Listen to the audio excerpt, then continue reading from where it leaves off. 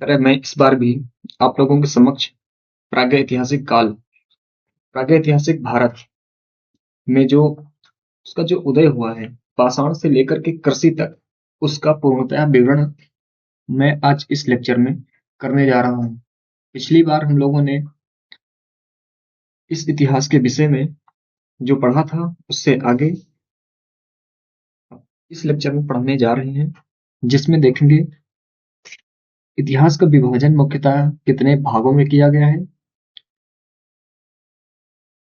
जिसमें से इतिहास, प्रागैतिहासिक काल, प्रागैतिहासिक काल, आधे ऐतिहासिक काल और इतिहास, इनके डिफिनेशंस के बारे में जानेंगे।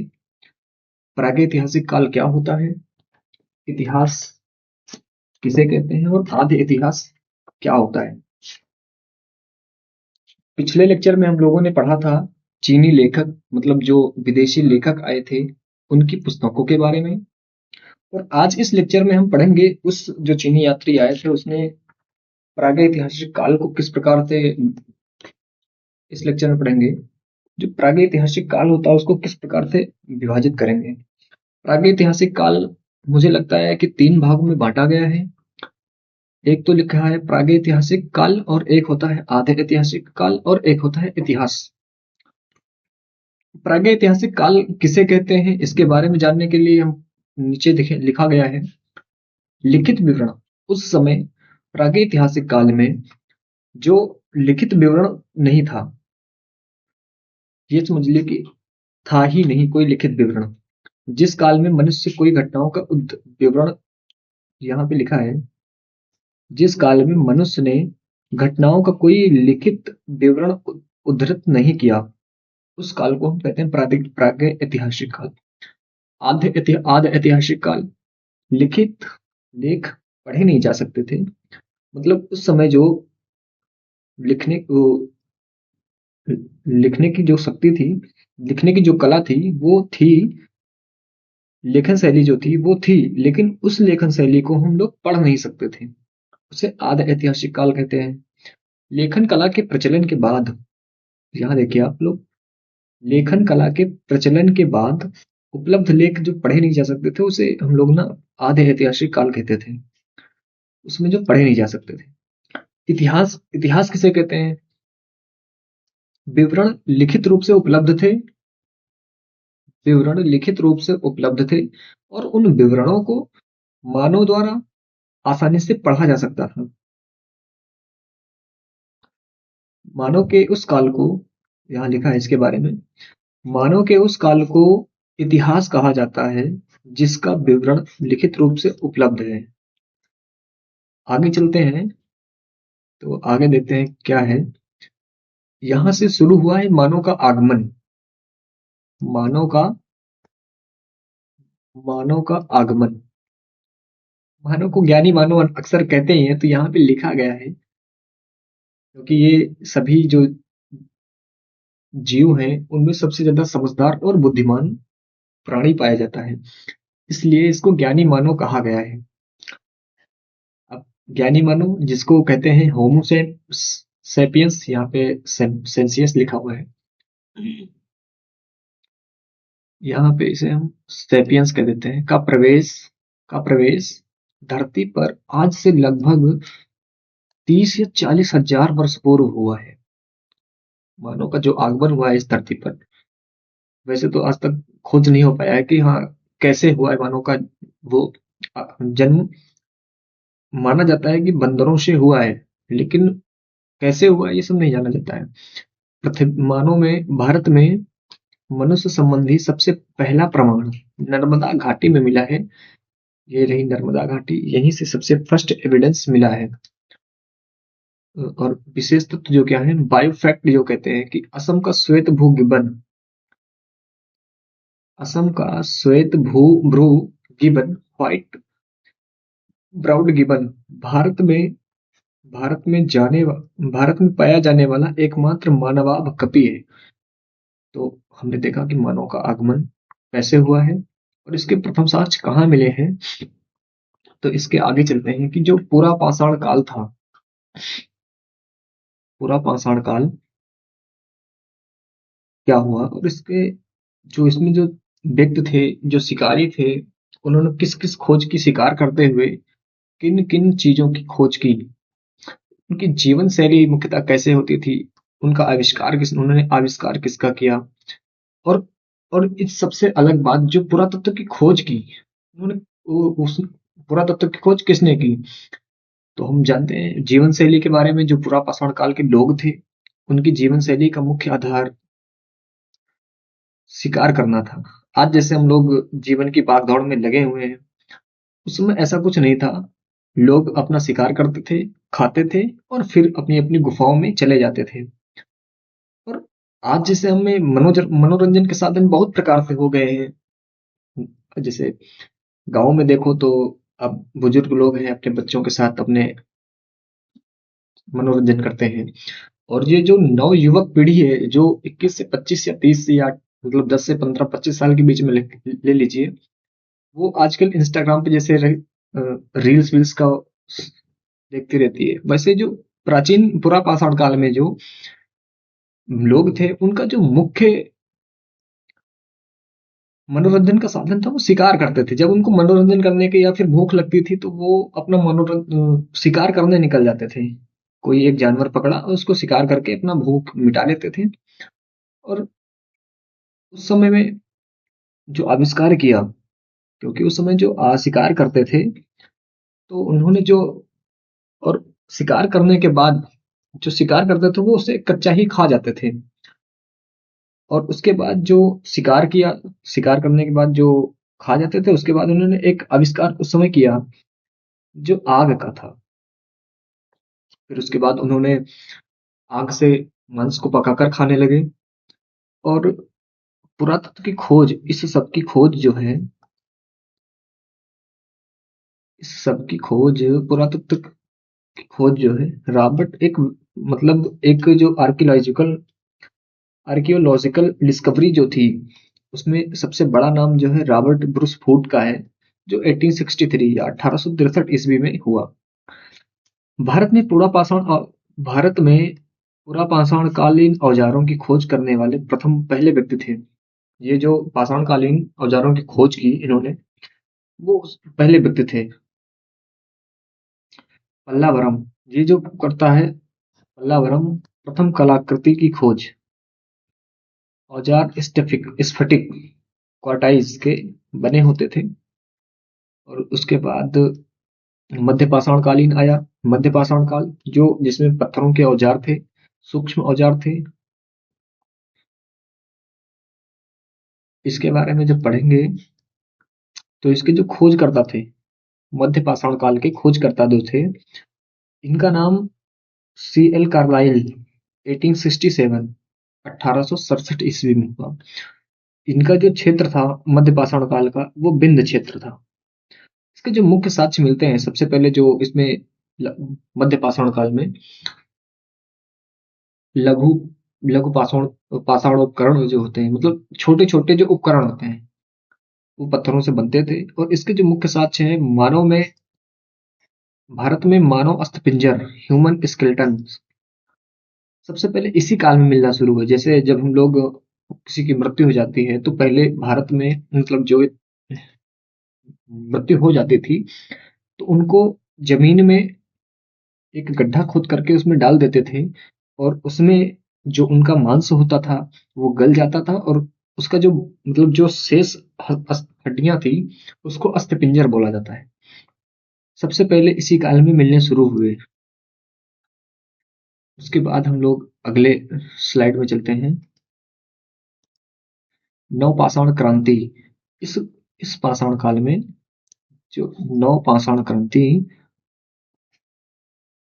इसमें सबसे पहले कृषि की खोज हुई, पहिए का आविष्कार हुआ, स्थानीय निवास हुआ, और जो लोगों ने सर्वप्रथम पशु पाला वो कुत्ता था। नवपाषाण काल में जैसे जैसे लोग बढ़ते गए, उन्होंने एक पहिए का आविष्कार किया, जिससे उनकी जिंदगी में मांस ढोना और अन्य जो कार्य हो गए वो जो अपने सिर पर लाद करके मांस को या फिर दो लोग टांग करके लाते थे, उन्होंने पहिए का आविष्कार किया। तो वो अपने एक गाड़ी बनाई जो पहिए से उस पर उसकी सहायता से रोलिंग के माध्यम से उन्होंने उस पर सामान ढोना शुरू किया। जब सामान ढोना शुरू किया तो उनकी जो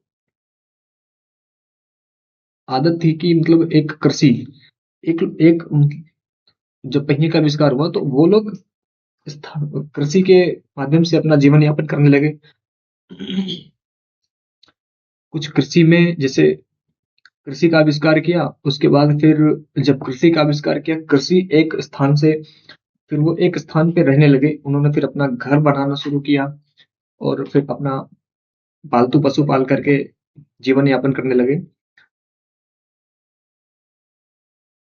और आगे चलते हैं, कृषि का आरंभ कहाँ से हुआ है? इसके जो साक्ष्य मिलते हैं वो कहाँ कहाँ से मिलते हैं? सबसे पहला साक्ष्य जो मिलता है हमारा, वो मेहरगढ़ से मिलता है। मेहरगढ़ से, पश्चिमी बलूचिस्तान से। कृषि का प्रथम उदाहरण, कृषि का प्रथम उदाहरण सबसे प्राचीन फसल जो है वो गेहूं और जौ है। और जो कोल्डी हवा है, ये चावल के सबसे प्राचीनतम साक्ष्य यहाँ से मिलते हैं। मानव द्वारा सर्वप्रथम प्रयुक्त अनाज चावल ही है। और कोल्डी हवा के बारे में बता दें, मुझे लगता है कि ये कोल्डी हवा जो है उत- उत्तर प्रदेश में पाया जाता है। उत्तर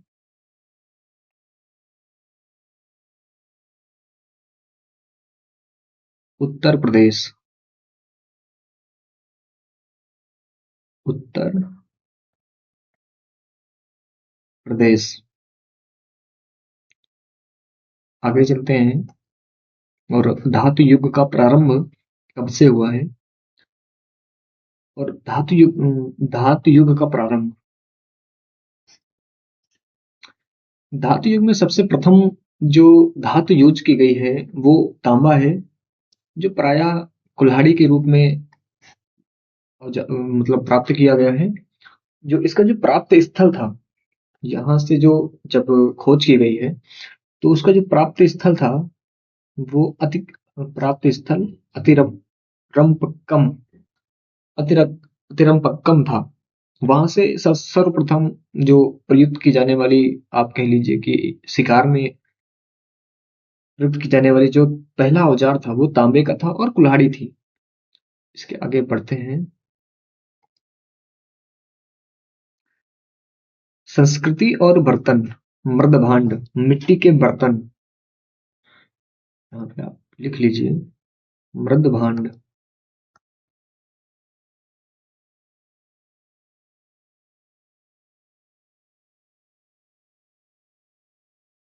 मृद भांड मतलब मिट्टी के बर्तन। रंगों का वर्गीकरण, क्लासिफिकेशन ऑफ कलर। संस्कृति को कहते हैं कल्चर। और जो मालवा की जो संस्कृति थी, वहां के जो बर्तन यूज हुए हो किए जाते थे, मालवा में जो बर्तन यूज किए जाते थे उनका रंग काला और लाल था। मृदभांड मतलब मिट्टी के बर्तन। और बुर्ज होम में धूसर धूसर कलर के, जो धूसर होता है ग्रे कलर का होता है, उसमें यूज किए जाते थे। जो जोखे था, जोखे में जो लाल जोखे संस्कृति थी, उसमें लाल कलर के बर्तन यूज होते थे। दक्षिण नौपाषाण में चमकीला धूसर, और पूर्वी नौपाषाण काल में भूरा लाल। इस प्रकार के रंगों का वर्गीकरण है। अब आते हैं भीमबेटका। भीमबेटका एक बहुत प्राचीन गुफा है।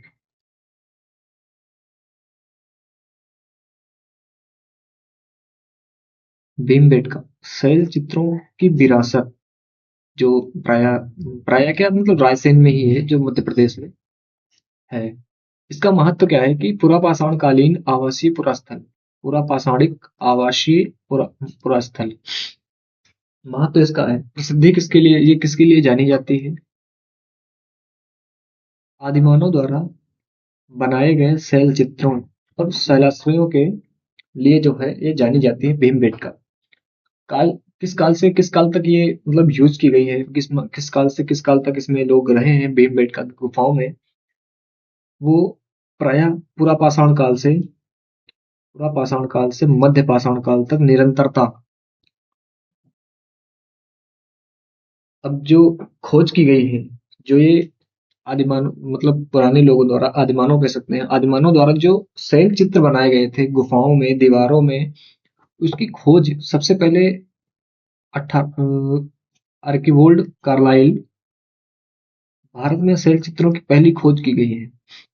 और जो भीमबेटका गुफा थी, उसकी खोज अगर पूछ लिया जाए, भीमबेटका की खोज किसने की, तो श्री डॉक्टर विष्णु श्रीधर वांकड़कर जो है भीमबेटका की खोज की इन्होंने।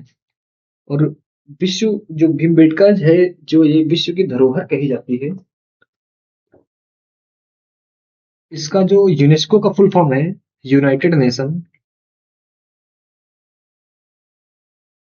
United united nation united nation educational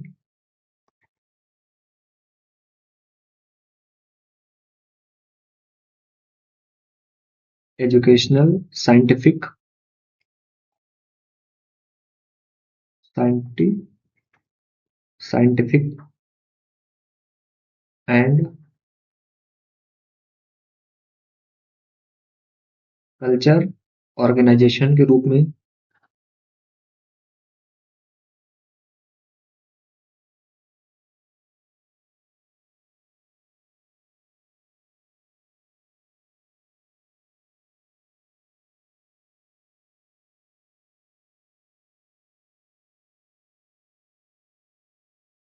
organisation के रूप में जो यूनेस्को है, उसके रूप में 2003 में इसे विश्व की धरोहर कहा जाने लगा।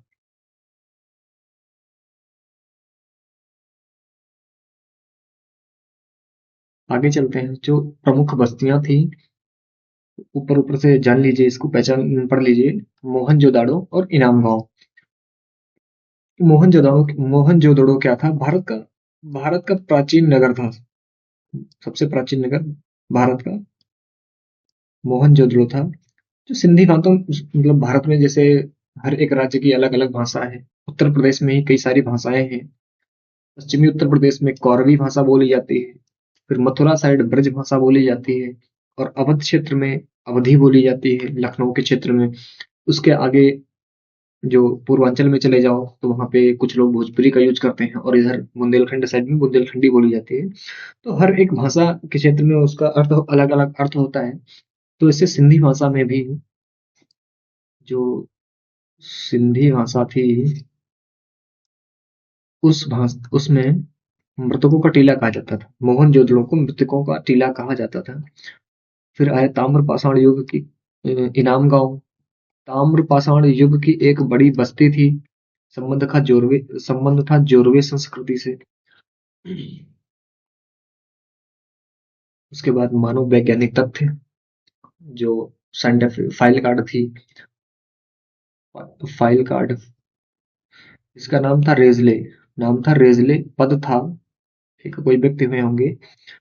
रेजले भारतीय नागरिक सेवा के अधिकारी थे। इनका योगदान क्या था?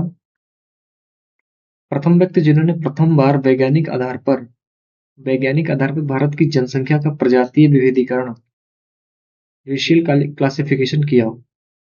इसके आगे चलते हैं।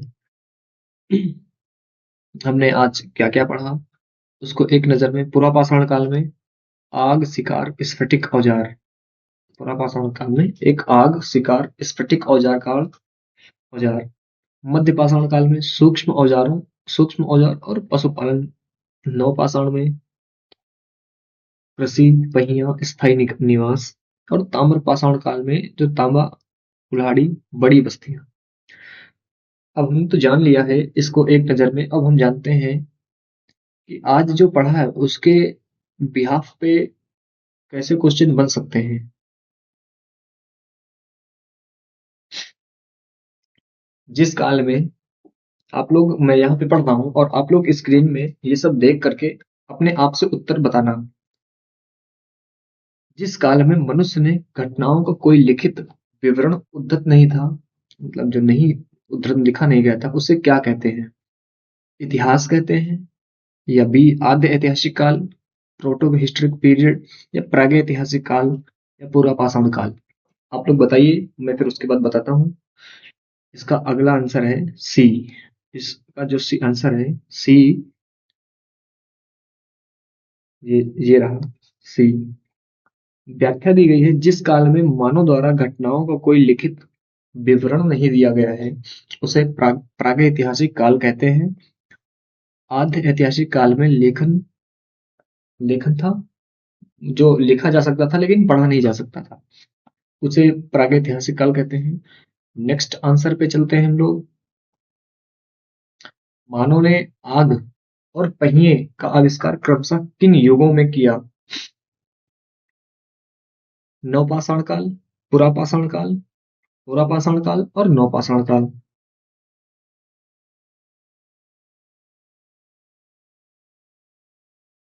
मध्यपाषाण काल और नवपाषाण काल, पुरापाषाण काल और ताम्रपाषाण काल? तो हमें लग रहा है कि इसका जो आंसर है वो बी, और यहाँ पे टाइपिंग एरर हो सकता है, या फिर जो पीपीटी बनाने में जो दिक्कत आ गई होगी वो इन्होंने दूसरे दोनों काल में कर दिया है, पुरापाषाण काल, और इसका जो आंसर है दोनों है, नवपाषाण काल और पुरापाषाण काल। पुरापाषाण काल ए और बी में दोनों दिया गए हैं, तो हम दोनों को ही टिक कर देते हैं। अब चलते हैं नेक्स्ट आंसर पर। इसका जो व्याख्या देख लेते हैं।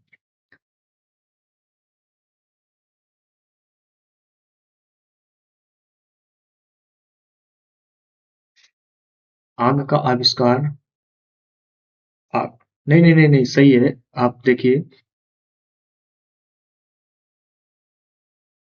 इस बात को, जैसे हम अभी गलती खा गए थे, वैसे यहाँ पर भी इस क्वेश्चन में, अब हम पिछले क्वेश्चन में आते हैं और यहाँ पे देखते हैं कि गलतियां मुझसे भी गलती हुई है और आप लोगों से भी अक्सर गलती होती है। तो जिस यहाँ पे दिया है, मानव ने आग मानव ने आग का आविष्कार कब हुआ? पुरापाषाण काल में। और पहिए का आविष्कार कब हुआ है? वो नवपाषाण काल में दिया है। आंसर तो इसका सेम है, यहाँ पे देखिए आंसर इसका भी ए में भी सेम है, लेकिन यहाँ पे जो आग का आविष्कार है वो नवपाषाण काल में है, जो कि गलत हो जा रहा है। तो यही गलती हमें नहीं करनी है, और हमें एक सटीकता से आंसर देख करके करना है, क्योंकि जैसे हम अभी देखिए दो आंसर सेम थे, ऊपर नवपाषाण काल और इसमें नवपाषाण काल। तो जो पहिए का आविष्कार है वो नवपाषाण काल में हुआ, और जो आग का आविष्कार है वो पुरापाषाण काल में हुआ। लेकिन जो आंसर क्वेश्चन नंबर 2 का जो एक ऑप्शन है, उसमें जो आग का आविष्कार है ये नवपाषाण काल दिया गया है, और पहिए का आविष्कार पुरापाषाण काल में, जो कि गलत है। इसका जो सही आंसर है वो बी है, पुरापाषाण काल और नवपाषाण काल। आग का आविष्कार पुरापाषाण काल में हुआ, पुरापाषाण काल में, और जो पहिए का आविष्कार हुआ है नवपाषाण काल में हुआ है,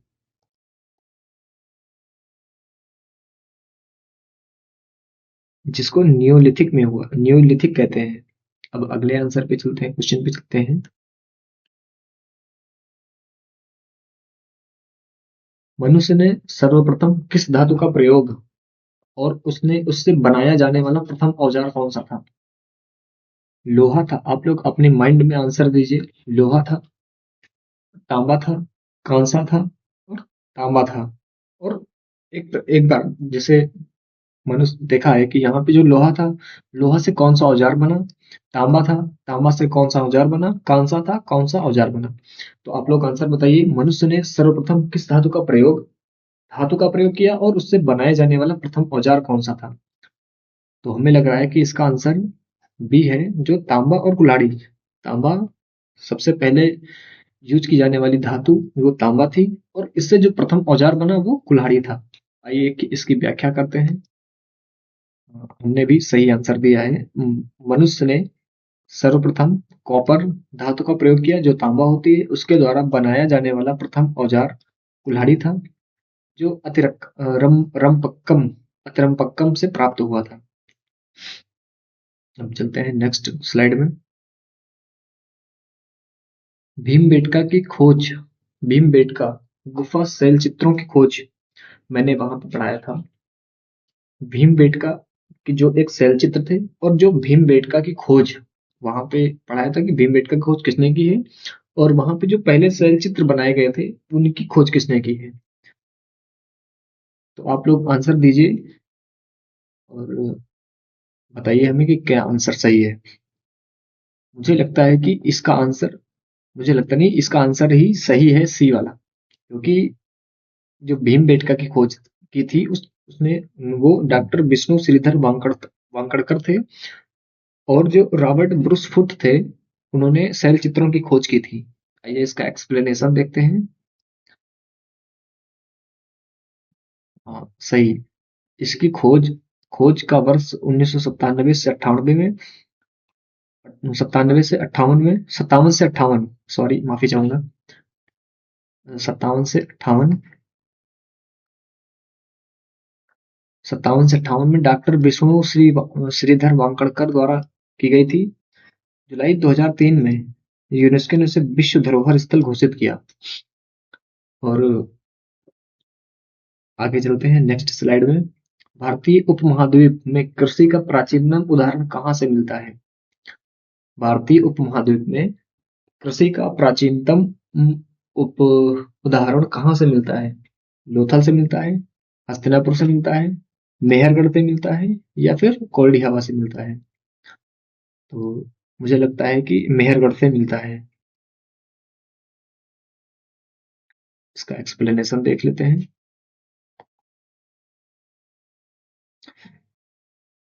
तो आंसर सी है, जो राइट ग्रीन टिक है। कृषि का प्रथम उदाहरण मेहरगढ़, जो पश्चिमी बलूचिस्तान से प्राप्त हुआ है। यहाँ गेहूं और जौ की खेती के साक्ष्य मिले हैं। और आगे चलते हैं। मानव ने सबसे पहले किस पशु को पालतू बनाया। सबको पता है, कुत्ता। आगे चलते हैं। सही नहीं, कुत्ता। मानव ने स्थायी निवास की प्रवृत्ति नवपाषाण काल में हुई, तथा उसने सबसे पहले कुत्ता को अपना पालतू बनाया। आगे चलते हैं। भारत में पुरापाषाणकालीन और औजारों की खोज करने वाले पहले व्यक्ति कौन थे। व्यक्ति रॉबर्ट ब्रूस कौन थे। देखो ये एक बढ़िया क्वेश्चन है जो अच्छे से पूछा जा सकता है। भारत में पुरापाषाणकालीन औजारों की खोज करने वाले पहले व्यक्ति कौन। रॉबर्ट, पहले व्यक्ति तो रॉबर्ट ब्रूस फुट थे, और उनका किस प्रोफेशन से उनका लिंक था, वो क्या थे। भूवैज्ञानिक थे, वनस्पति शास्त्री थे, भाषाविद थे, इतिहासकार थे। आप लोग, मुझे लगता है कि आप लोग सबसे ज्यादा जो आंसर आएगा, पोल है नहीं मैं पोल करवा देता। इसका जो सबसे सही आंसर है मुझे लगता है ए। क्योंकि मुझे लगता है कि आप जो लोग अपने मन में जो आंसर दे रहे हैं वो इतिहासकार के रूप में दे रहे हैं। इतिहासकार जो ऑप्शन सी है, ये एक गलत आंसर है। रॉबर्ट ब्रूस फुट वो एक भूवैज्ञानिक थे। देखिए आइए इसका एक्सप्लेनेशन देख लेते हैं। ठीक है। रॉबर्ट ब्रूस फुट एक पहले व्यक्ति थे, वैज्ञानिक तो, भूवैज्ञानिक तो, जियोलॉजिस्ट तो थे ही। वो पहले व्यक्ति थे जिन्होंने 1863 में भारत में पुरापाषाण कालीन औजारों पल्लावरम की खोज की। ये भू वैज्ञानिक थे। आप लोग आगे से अगले स्लाइड पे चलते हैं। सिंधी भाषा में मोहनजोदड़ो का क्या अर्थ है। पशुपति का घर, मृतकों का टीला, विशाल स्नानागार, और बंदरगाह नगर। तो मुझे लगता है कि इसका जो आंसर है वो बी है। ये एक्सप्लेनेशन देखते हैं इसका। मृतकों का टीला जो सही है। भारत का सबसे प्राचीन नगर मोहनजोदड़ो था, सिंधी भाषा में, जिसका अर्थ है मृतकों का टीला। तो इतने ही क्वेश्चन आज बन पाए हैं। अगली अगली क्लास में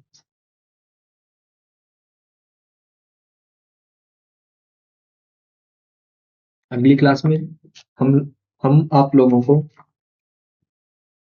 जो पढ़ाएंगे वो सिंधु सभ्यता पढ़ाएंगे और उससे संबंधित प्रश्न करेंगे। आप लोग चिंता मत करिए, इस क्लास का जो नोट्स है वो हमारे टेलीग्राम चैनल पे मिल जाएगा। ठीक है, और आप लोग कमेंट करिए आप आज की क्लास आप लोगों को कैसी लगी, आप लोग आज की क्लास से कितना सीख पाए हैं और एग्जाम के रिलेटेड से कितना महत्वपूर्ण एक क्लास थी, आप लोग समझ सकते हैं। तो अगली क्लास में हम लोग मिलेंगे फिर से। धन्यवाद। राधे राधे। जय श्री कृष्ण।